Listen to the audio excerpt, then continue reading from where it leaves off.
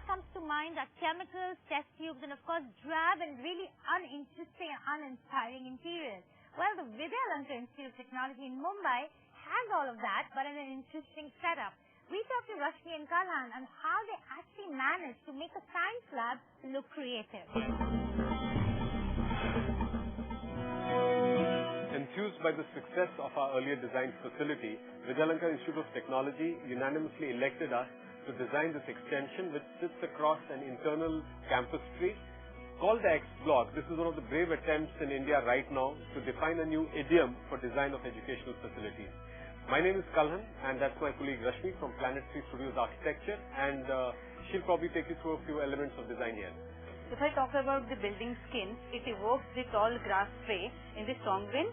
The skin itself wraps around the central patio, creating the semi-shaded pathway. The basic intention was to create the ease between the interiors and exteriors.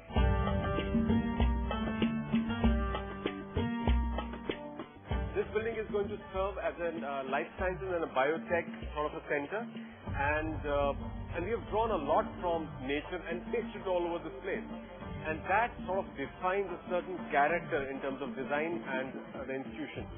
We also drawn a lot from latent Indian symbolism. For instance, this lotus lab or the lotus suite that you see here, it's a seat of learning.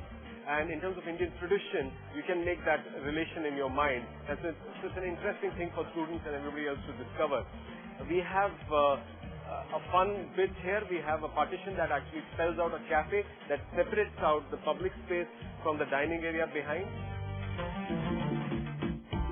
Moving on to the grand staircase. This grand staircase has a railing which evokes the frayed edges of a wicker basket. We have basically used recycled material. This is a slipper wood which comes out of a railway sleeper. We have a block with a twist here. This is a lab inside. The twisted form itself serves for the acoustics of this place inside. So from the lab with a twist, we go on to a classroom which has interesting punctures, and these punctures are just to create learning spaces with a difference where, in this case you have a play of light and shade and shadow inside, so that makes it interesting. Going on to public spaces, and those public spaces that make it almost like an educational village. Basically, it's like Indian Chopal, where students come together, they study, they have small discussions. We also have, sometimes they also hang LCD screen and where they have their presentations as well.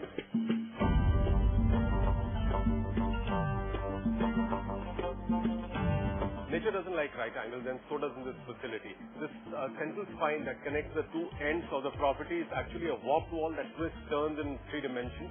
And this hides behind it classrooms that actually are odd shaped. And these classrooms have these learning spaces, alcoves created because of this wall, which works very well with the kind of learning that's imparted here. On the surface of this, you can see this interesting rendering in laminate in terms of color, which starts from some color to a lot of color towards the end, and that again is organic in its feel. On the ceiling, we have these interesting bands that help define the volume, and these carry the lighting and the services for us. We are at the core of the Lotus Center, and the partition of this biotechnology lab behind me actually draws from the basic structure of cells and how they sort of come together.